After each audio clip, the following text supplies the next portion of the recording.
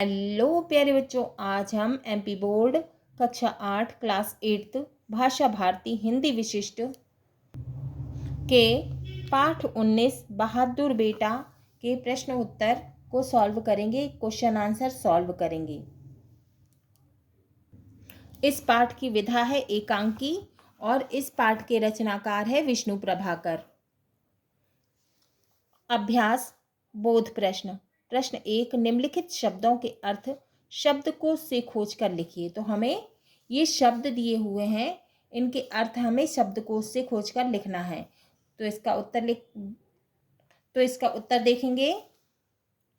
हाहाकार का मतलब है रोने चिल्लाने की मिश्रित आवाजें, माने रोने और चिल्लाने की मिलीजुली आवाजें, है ना। वॉलेंटियर का मतलब होता है स्वयंसेवक। फर्स्ट एड का मतलब होता है प्राथमिक उपचार। ध्यानस्थ का मतलब होता है ध्यान करना। रेड क्रॉस का मतलब होता है पीड़ित मानवता की सेवा के लिए अंतर्राष्ट्रीय संगठन, है ना। तो जो पीड़ित लोग होते हैं, परेशान लोग होते हैं, है ना, उनकी सेवा के लिए अंतर्राष्ट्रीय संगठन क्या है? Red cross. बैज का अर्थ होता है पहचान पत्र, जो कमीज या कुर्ते की जेब में लगा रहता है। अब प्रश्न 2, निम्नलिखित प्रश्नों के संक्षेप में उत्तर लिखिए। अब ये प्रश्न दिए हुए हैं, हमको इनके उत्तर संक्षेप में लिखना है। का संदीप और कुलदीप को घर आने में देर क्यों हो गई? उत्तर है संदीप और कुलदीप को घर आने में देर इसलिए हो गई क्योंकि वे बाढ़ पीड़ितों के बुरे हालातों की चर्चा सुनने में व्यस्त थे। क्योंकि वो बाढ़ से परेशान लोगों के बुरे हालातों की चर्चा सुनने में बिजी थे।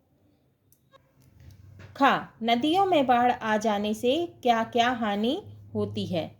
उत्तर, नदियों में बाढ़ आ जाने से गांव के गांव बह जाते हैं, सैकड़ों आदमी मर जाते हैं, मकान गिर जाते हैं, पशु इत्यादि भी नष्ट हो जाते हैं, माने जानवर भी नष्ट हो जाते हैं, मर जाते हैं, है ना। पशु इत्यादि भी मर जाते हैं, खेती बाड़ी नष्ट हो जाती है, माने खेती भी नष्ट हो जाती है, पानी भर जाता है, फसलें खराब हो जाती है ना, चारों तरफ हाहाकार मच जाता है। गा रेड क्रॉस के सदस्य क्या कार्य करते हैं? उत्तर, रेड क्रॉस के जो सदस्य होते हैं वो पीड़ितों व बीमार व्यक्तियों की सेवा करते हैं। जो व्यक्ति पीड़ित होते हैं, परेशान होते हैं, जो व्यक्ति बीमार होते हैं, उनकी सेवा करते हैं। बाढ़, भूकंप एवं अन्य आपदाओं के समय पीड़ित लोगों की सहायता करते हैं। घा संदीप पानी में कैसे बह गया? उत्तर, संदीप की नाव उलट गई। उन्होंने वहां भी लोगों की मदद की। जब तक सबको दूसरी नाव में नहीं चढ़ा दिया, तब तक वह नहीं चढ़े, और जब चढ़ने लगे तब सहसा पानी का बड़े जोर का रेला आया और बह गए, माने बहुत जोर से एकदम से पानी आ गया और वो बह गए। प्रश्न 3, निम्नलिखित प्रश्नों के उत्तर विस्तार से लिखिए। अब ये जो प्रश्न दिए हुए हैं, इनको हमें कैसे लिखना है? प्रश्नों के जो उत्तर है कैसे लिखना है? विस्तार से लिखना है। का संदीप और कुलदीप को परोपकार की सीख कैसे मिली? परोपकार माने दूसरों पे उपकार, है ना। तो उत्तर है संदीप और कुलदीप को परोपकार की सीख अपने पिताजी और चाचा से मिली थी। उन्होंने आज़ादी की लड़ाई लड़ी थी। किसने? पिताजी और चाचा ने। इसके अलावा देश के हजारों लोग जिन्होंने स्वतंत्रता की लड़ाई में अपने प्राण त्याग दिए, उनसे उसे उपकार की सीख मिली। ख संदीप द्वारा किए गए बचाव कार्य को युवती ने किस तरह बताया? लिखिए। तो उत्तर है संदीप द्वारा किए गए बचाव कार्य को, माने संदीप ने जो लोगों को बचाया था, उस कार्य के लिए युवती ने बताया कि संदीप ने वहां बहुत काम किया, अपने प्राणों की चिंता, माने अपने जान की भी परवाह नहीं किए बिना उन्होंने सैकड़ों लोगों को बचाया। उनका साहस देखकर हम लोग दंग रह गए। हमारे मना करने पर भी उन्होंने जरा आराम नहीं किया। अब गा है बाढ़ पीड़ितों की क्या क्या आवश्यकताएं होती हैं? उन्हें किस तरह सहयोग दिया जाता है? तो उत्तर है बाढ़ पीड़ितों को खाना, आवास माने रहने के लिए जगह, है ना, वस्त्र एवं वस्त्र माने कपड़े एवं धन पैसे इत्यादि की आवश्यकता होती है। तो बाढ़ पीड़ितों को खाना, आवास, वस्त्र एवं धन आदि की इत्यादि की आवश्यकता होती है। हमें उन्हें हर प्रकार की संभव सहायता देना चाहिए। उन्हें भोजन के लिए अनाज, रहने को मकान व पहनने को कपड़े इत्यादि देना चाहिए। हमें बीमारों की सेवा करना चाहिए व उनकी चिकित्सा व्यवस्था करना चाहिए, माने उनके इलाज की व्यवस्था करना चाहिए।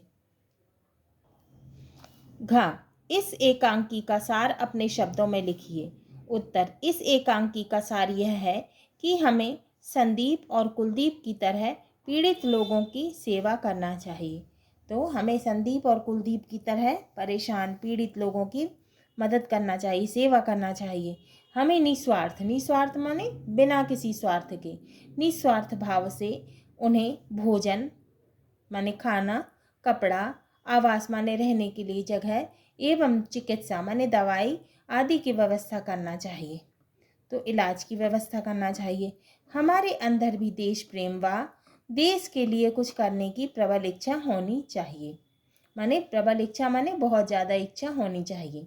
इंगा बहादुर बेटा किसे कहा गया है और क्यों?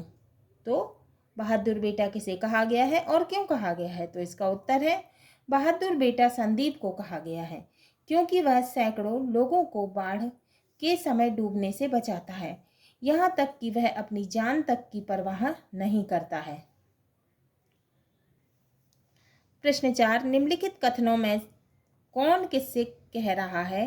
का हाँ माँ, वह जरूर चले गए होंगे। वह दिन रात इसी तरह की बातें किया करते हैं। मैं कुछ करना चाहता हूँ। मेरे पिता और मेरे चाचा ने आज़ादी की लड़ाई लड़ी थी। मेरे देश में हजारों लोगों ने अपने प्राण दिए थे, अपना सब कुछ दिया था। अब मुझे भी तो कुछ करना चाहिए। मुझे भी अपने देश की सेवा करना चाहिए। का इसका उत्तर है उपर्युक्त कथन मधुर अपनी माँ से कह रही है। तो ये कौन कह रहा है? मधुर अपनी माँ से कह रही है। खाना, कपड़ा, मकान सभी चीज़ों की ज़रूरत होगी। मास्टर जी कहते थे कि सरकार प्रबंध कर रही है, कैंप लगाए हैं। माँ, मैं जाता हूँ, स्कूल में वॉलेंटियर की ज़रूरत है। मैं कैंप में जाकर तो काम कर ही सकता हूँ। इसका उत्तर है ख यह कथन कुलदीप ने अपनी माँ से कहा। तो ये किसने कहा था? कुलदीप ने अपनी माँ से कहा था। ग आप लोग दुनिया की इतनी सेवा करते हैं, कभी कभी तो हमें भी सेवा का अवसर दिया कीजिए। गा तो इसका उत्तर है उक्त कथन माँ ने रेड क्रॉस के युवक युवती से कहा। तो यह कथन माँ ने रेड क्रॉस के युवक युवती से कहा। भाषा अध्ययन प्रश्न 1 इस पाठ से योजक चिन्ह वाले शब्द जैसे धीरे योजक चिन्ह धीरे छांट कर लिखिए। उत्तर है बीच योजक चिन्ह बीज, दिन योजक चिन्ह रात, बार योजक चिन्ह बार, घर योजक चिन्ह घर, बचाते योजक चिन्ह बचाते, कभी योजक चिन्ह कभी और आदि। तो बीच में ये छोटी सी डंडी है ना, इसको क्या कहते हैं? योजक चिन्ह, है ना। बीच बीच, दिन रात, बार बार, घर घर, बचाते बचाते, कभी कभी। तो बीच में ये छोटी सी लाइन है ना, इसको कहते हैं योजक चिन्ह। प्रश्न 2 निम्नलिखित शब्दों में से अनुस्वार और अनुनासिक वाले शब्द अलग अलग लिखिए। गंगा, माँ, पाँच, वंचित हूँ, मांगने, पांडव, शांत, बांध, संहारक, संसार, जाऊंगा। उत्तर प्रश्न 2 का उत्तर है अनुस्वार वाले शब्द। अनुस्वार वाले शब्द ये जो बिंदी लगी होती है ना, इसको क्या कहते हैं? बिंदी को अनुस्वार, है ना। तो अनुस्वार वाले शब्द गंगा, वंचित, पांडव, शांत, संहारक, संसार। अनुनासिक वाले शब्द, अनुनासिक क्या है? चंद्रबिंदी, है ना। माँ, पाँच, हूँ, मांगने, बांध, जाऊंगा। प्रश्न 3 उदाहरण के अनुसार हृदय तथा आँख कान शब्द से मुहावरे बनाइए तथा उनके अर्थ लिखिए। तो उत्तर देखते हैं। हृदय लगना, हृदय टूक टूक होना, हृदय भर आना। तो हृदय लगना प्रेम करना। आँख, आँख तारा, आँख गिरना, आँख अंधा, आँख धूल झोंकना, आँख खुलना। तो आँख तारा, आँखों का तारा माने बहुत प्यारा। कान खाना, कान कच्चा होना, कान पकड़ना, कान भरना, कान खाना, शोर मचाना। उत्तर देखेंगे। हृदय लगना, इसका अर्थ है हृदय लगना माने प्रेम करना। हृदय टूक टूक होना माने हृदय के टुकड़े टुकड़े होना, मतलब दिल टूटना। हृदय भर आना माने हृदय भर आना माने दुखित होना। आँख तारा, आँखों का तारा माने बहुत प्यारा। आँख गिरना, आँखों से गिरना माने नज़रों से गिरना। आँख अंधा, आँख का अंधा माने सही गलत का ज्ञान ना होना। आँख धूल झोंकना, आँख में धूल झोंकना माने धोखा देना। आँख खुलना, आँख खुलना मतलब सच्चाई पता चलना। अब कान खाना माने कान खाना माने शोर मचाना। कान कच्चा होना, कान का कच्चा होना, इसका अर्थ है आसानी से विश्वास करना। कान पकड़ना, कान पकड़ना इसका अर्थ है माफ़ी मांगना। कान भरना माने कान भरना, भड़काना, उल्टी सीधी बात कहना। प्रश्न 4, नीचे बनी आकृति में से निम्नलिखित शब्दों के 3 पर्यायवाची शब्द पहचान कर लिखिए। जाह्नवी, जाह्नवी क्या है? गंगा मैया है ना। तो पर्यायवाची है जाह्नवी का गंगा, भागीरथी, सुरसरिता। रात्रि, रात्रि का पर्यायवाची है निशा, रजनी और यामिनी। जननी, जननी का पर्यायवाची माँ, माता, अम्बा। सूर्य का पर्यायवाची रवि, भानु और सूरज। जाह्नवी का पर्यायवाची गंगा, भागीरथी है ना, और सुरसरिता। रात्रि का निशा, यामिनी और रजनी। जननी का माँ, माता और अम्बा। सूर्य का भानु और रवि। प्रश्न 5, निम्नलिखित शब्दों के तत्सम रूप लिखिए। लाज, तज, धीर, सूरज, भीख, माता। शब्द तत्सम शब्द। लाज का तत्सम लज्जा, धीर का तत्सम धैर्य, माता का तत्सम मात्र, तज का त्याग, सूरज का सूर्य। प्रश्न 6, निम्नलिखित शब्दों में से उपसर्ग और प्रत्यय पहचान कर अलग कीजिए। गाड़ीवान, अपरिचित, प्रकाशित, प्रशंसनीय, रथवान, संहारक, बेकरार, मात्रहीन, दयालु, सुशोभित। उत्तर शब्द, उपशब्द और प्रत्यय। शब्द है अपरिचित, शब्द उपसर्ग और ये प्रत्यय है ना। तो शब्द है अपरिचित, उपसर्ग है आ, धन परिचित। क्या हुआ? अपरिचित। प्रशंसनीय, प्रा उपसर्ग है शंस और प्रत्यय क्या है? अनीय। संहारक, उपसर्ग है सम, धन हारक, संहारक। बेकरार, बे उपसर्ग है और करार। सुशोभित, शु उपसर्ग है शोभा और इत क्या है? प्रत्यय। अनीय और इत क्या है? प्रत्यय। अब शब्द दिए हैं, मूल शब्द और प्रत्यय। शब्द है गाड़ीवान, मूल शब्द है गाड़ी और प्रत्यय है वान। शब्द है प्रकाशित, मूल शब्द है प्रकाश और प्रत्यय है इत। शब्द है रथवान, मूल शब्द है रथ और वान क्या है? प्रत्यय। मात्रहीन, शब्द है मात्र, मूल शब्द क्या है? मात्र और प्रत्यय है हीन। दयालु, शब्द है दयालु, मूल शब्द है दया और प्रत्यय है आलू। गाड़ीवान, गाड़ी में वान जोड़ दिया, गाड़ी धनवान गाड़ीवान, प्रकाशित, प्रकाश धन इत प्रकाशित, रथवान, रथ धन वान रथवान, मात्रहीन, मात्र धनहीन मात्रहीन, दयालु, दया प्लस आलू, क्या हो गया दयालु। प्रश्न 7, नीचे कुछ वाक्य अनुच्छेद लिखे हैं, उनमें विराम चिन्ह नहीं है, आप यथास्थान विराम चिन्ह लगाकर उन्हें पुनः लिखिए। काश मैं उसे समझ पाता तो मैं उसके पास इस काम के लिए कभी नहीं जाता। उत्तर काश विस्मय बोधक है ना, आश्चर्यजनक है ना, विस्मय बोधक चिन्ह काश, विस्मय बोधक चिन्ह, मैं उसे समझ पाता अल्प विराम तो मैं उसके पास इस काम के लिए कभी नहीं जाता, विराम चिन्ह है ना, पूर्ण विराम। रेखा, पूनम, सुनीता और राधा बगीचे में घूम रही हैं। उत्तर, रेखा, पूनम, सुनीता और राधा बगीचे में घूम रही हैं।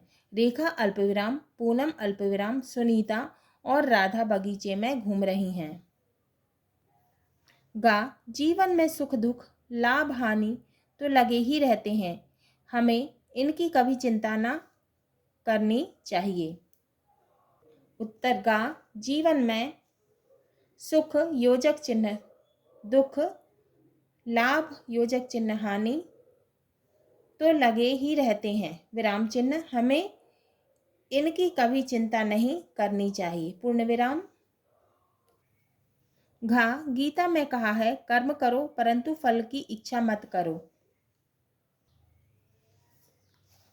उत्तर, गीता में कहा है कर्म करो अल्प विराम परंतु फल की इच्छा मत करो, पूर्ण विराम। अब क्या है महत्वपूर्ण व्याख्या। मैं कुछ करना चाहता हूँ, मेरे पिता और मेरे चाचा ने आज़ादी की लड़ाई लड़ी थी, मेरे देश में हजारों लोगों ने अपने प्राण दिए थे, अपना सब कुछ दिया था, अब मुझे भी तो कुछ करना चाहिए, मुझे भी अपने देश की सेवा करना चाहिए। संदर्भ, प्रस्तुत गद्यांश पाठ्य पुस्तक के पाठ 19 बहादुर बेटा नामक शीर्षक से लिया गया है। इसके लेखक श्री विष्णु प्रभाकर जी हैं। प्रसंग, प्रस्तुत गद्यांश में लेखक के द्वारा देश प्रेम की भावना प्रकट की गई है। व्याख्या, इस गद्यांश में मधुर ने अपने भाई संदीप के विषय में कहा है कि उन्होंने कहा था कि वे अपनी जिंदगी में कुछ करना चाहते हैं, जिस प्रकार उनके पिता ने आज़ादी की लड़ाई लड़ी थी। देश में हजारों लाखों लोगों ने देश की आज़ादी के लिए लड़ते हुए अपने प्राण दे दिए, उन्होंने अपना सब कुछ खो दिया, इसी प्रकार मैं भी कुछ अपने देश के लिए करना, इसीलिए वे भी कुछ अपने देश के लिए करना चाहते हैं, किसी भी तरह अपने देश की सेवा करना चाहते हैं। तो बच्चों, ये हमारा पाठ 19 बहादुर बेटा के प्रश्न उत्तर पूर्ण हुए।